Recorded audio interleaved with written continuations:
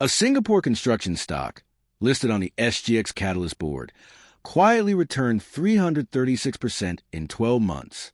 Not a tech company, not a biotech moonshot.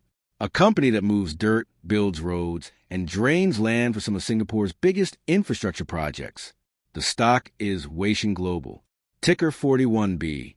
And today we're going to find out, is it still worth buying?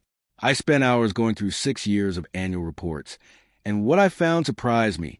There's a real business here. There's a real moat, and there are a few red flags you need to know about. Let's get into it. Huationg does 4 things. But let's be honest, one of them drives almost everything.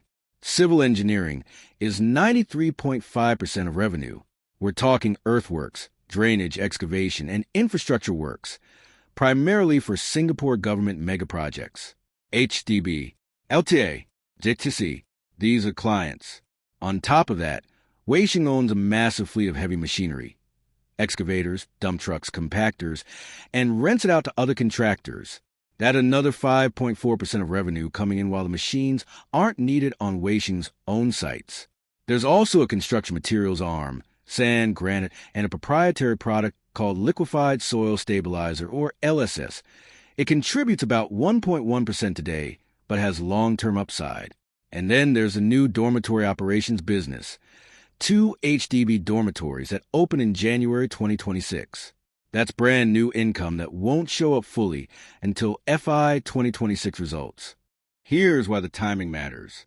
Singapore's Building and Construction Authority, the BCA, is projecting construction demand of between 47 billion Singapore dollars and 53 billion Singapore dollars for 2026 alone. To put that in context, the long-run average before the pandemic was around 30 to 35 billion Singapore dollars. We are in a structural step-up.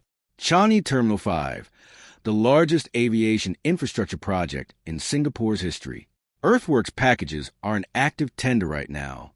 The Cross Island Line Phase 3, billions in civil engineering packages. Accelerated HDB build-to-order. The government is fast-tracking public housing, generating a multi-year earthworks pipeline. Tuas Mega Port Phase 2, the world's largest automated container port. Massive reclamation and civil works. BCA expects 39 Singapore dollars to 46 billion Singapore dollars a year in average demand through 2030. The pipeline is real, it's funded, and Huationg is right at the center of it. What separates Huationg from the hundreds of other contractors trying to win these same jobs? 4 things, and they compound on each other. First, BCA Grade A1. That is the Building and Construction Authority's highest contractor grading. It allows Huationg to bid on contracts of unlimited value. It took 45 years to earn it. You cannot buy it. You cannot fast-track it. Second, Huationg owns its equipment outright. A 119 million Singapore dollar fleet of machinery. That means lower per project cost than competitors who have to rent. And it becomes a second revenue stream when they rent to other contractors. Third, proprietary materials. LSS is manufactured in-house.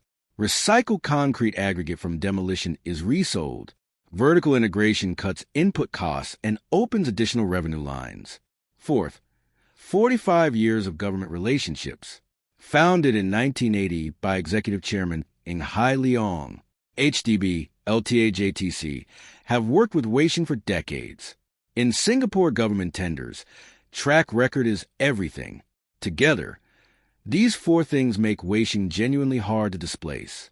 Now let's look at what the company has actually delivered. Revenue has compounded from 116 million Singapore dollars in FY 2020 to 299 million Singapore dollars in FY 2025. That's a 20% compound annual growth rate. And the most recent year, FY 2025, was the biggest single leap, up 32%.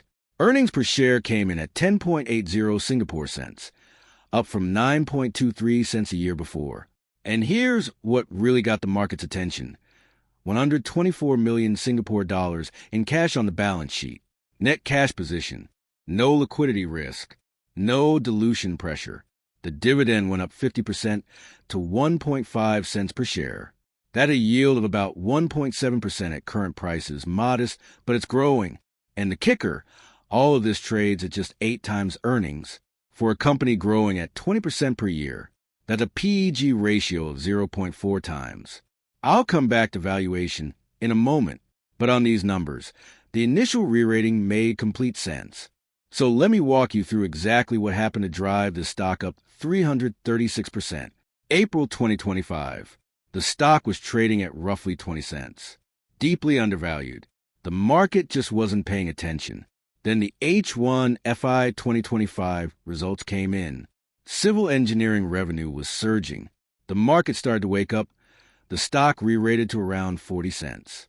In January 2026, management raised 6.8 million Singapore dollars through a private placement.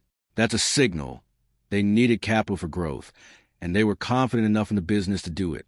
Then came the FI 2025 full-year results in March 2026. Revenue up 32%. EPS up 17%. Dividend up 50%. The market re-rated fully, and the stock hit an all-time high of 0.935 Singapore dollars.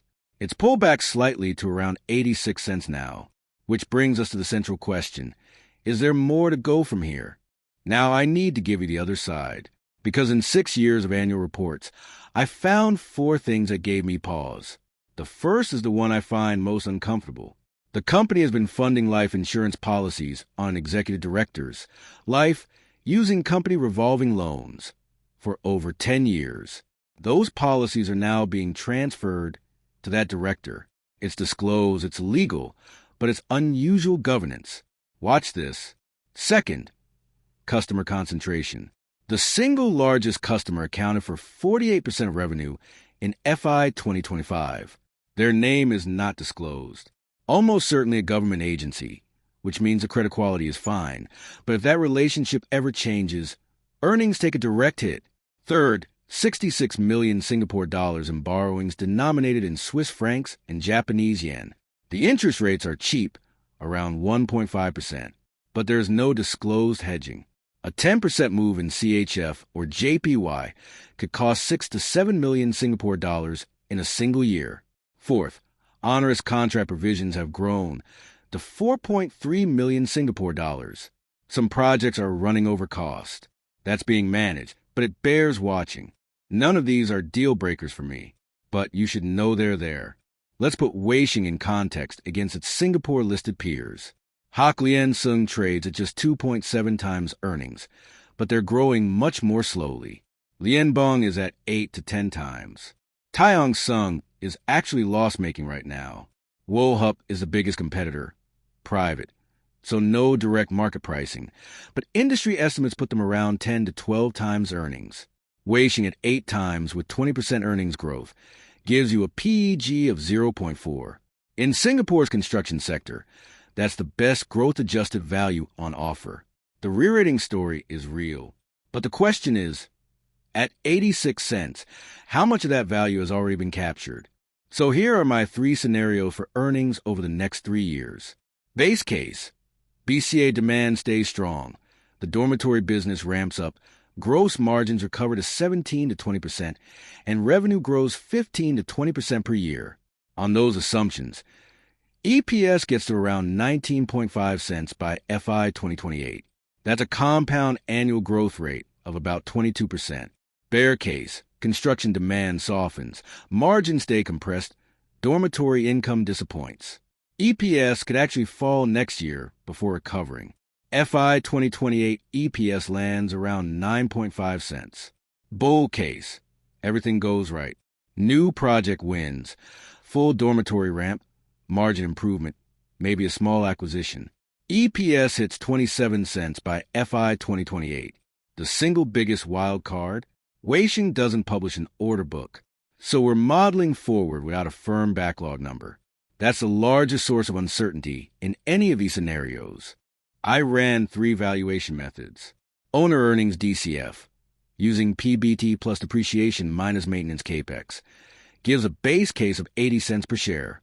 EV to EBIT multiple at 8 times, which is where peers trade, also 80 cents. PE multiple at 9 times FI 2026 estimated earnings, 1 Singapore dollar, and 8 cents per share. Blend those together, and you get a base case fair value of around 84 cents. The stock is at 86 cents. Trading at essentially fair value today. For the JC Fund framework, I require a 30% margin of safety for a full position. That puts my buy zone at 59 cents to 65 cents. If you're a more aggressive investor and you're comfortable sizing smaller, current prices aren't insane. But for me, the right move is to put this on the watch list and wait. Quickly on risk, the 6 things I'd watch. Customer concentration is the biggest single point of failure risk. If the unnamed 48% customer relationship changes, it's a direct hit to revenue. The unhedged FX borrowings I mentioned, worth watching if the yen or franc strengthens sharply. Key person risk. The Ng family has built these government relationships over 45 years. Succession planning is not discussed anywhere in the annual reports. Margin compression. Huationg's gross margins have been all over the place, ranging from 3% to 26% over 6 years. Cost control is the operational variable that matters most. And on the macro side, Singapore's construction pipeline is strong through 2030, but it's ultimately dependent on government spending priorities. If fiscal policy shifts, the order flow shifts with it. These don't change my view on the quality of the business, but they're the scenarios that keep you up at night if you're holding a position. So, my verdict on Huationg Global: pass, monitor. This is a genuinely good business. BCA grade A1. 45 years of government relationships, a bulletproof balance sheet with 124 million Singapore dollars in cash, and a structural tailwind that runs through 2030. The earnings and dividend growth story is real, but at 86 cents, the stock is trading at essentially fair value on my base case of 84 cents. The 336% move has already captured most of the re-rating. I'm not a buyer at these prices. My buy zone is 59 cents to 65 cents, which represents a 30% margin of safety. If we get a broader market pullback or some short-term bad news, that zone becomes achievable. However, utilizing shareholder funds to purchase universal life insurance policies is an egregious red flag. It speaks volumes about management's priorities and their alignment with minority investors. I won't touch this business. If you found this analysis useful, please hit like and subscribe.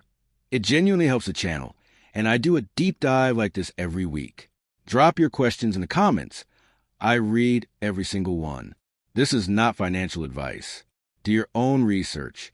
This is JC Project Freedom, and I'll see you in the next one.